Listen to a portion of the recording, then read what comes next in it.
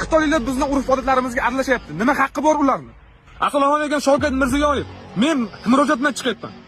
Nima uchun Xitoyliklar O'zbekistonga kirib keldi? Bizning sohasiga kirib keldi, bu narsani eshitdik. Lekin yana bir xabarlarda eshityapmizki, O'zbekistonning yerlari sotilyapti xitoyliklarga.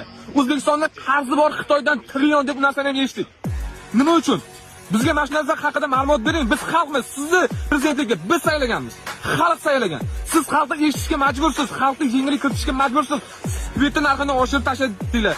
Gaz narxini 1 yilda 3 marta oshirib yubordinglar. Ya'ni gapirgan odamni qamoqqa tiqaysizlar. Xalq unda kim eshitadi? Konstitutsiya juda ham mukammal ishlangan. Bizning qonunlar juda ham mukammal.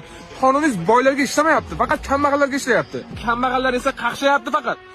Bizni ham eshitadigan ormi o'zi? Uyg'onaylik, bir-birimizga podдержка beraylik. Men olib chiqaman. Men hamma narsani olib chiqaman agar meni qamatib olishmasa. Men O'zbekistonni yomonlamoqchi emasman. O'zbekiston bizniki.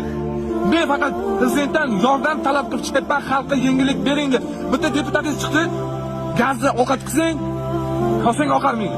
Bu gapmi bu? 5600 so'm puling bo'lsa, sendan boy inson yo'q bir kunda.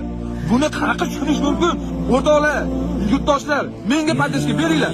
Birgalikda chiqamiz. Faqatgina podдержка bertirishinglar menga bo'ldi tamom. Agar ertaga qamalib kelsa, orqamdan turib beringlar, xalqmiz biz. Xalq prezidenti kimligini tayinlaydi. Siyosat bu xalq. Agar xalq bo'lmasa, siyosat ham bo'lmaydi, davlat ham bo'lmaydi.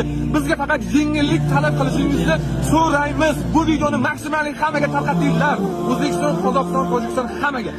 Albatta menga podдержка bo'linglar, obuna bo'linglar. Menga yordam beringlar. O'zbekiston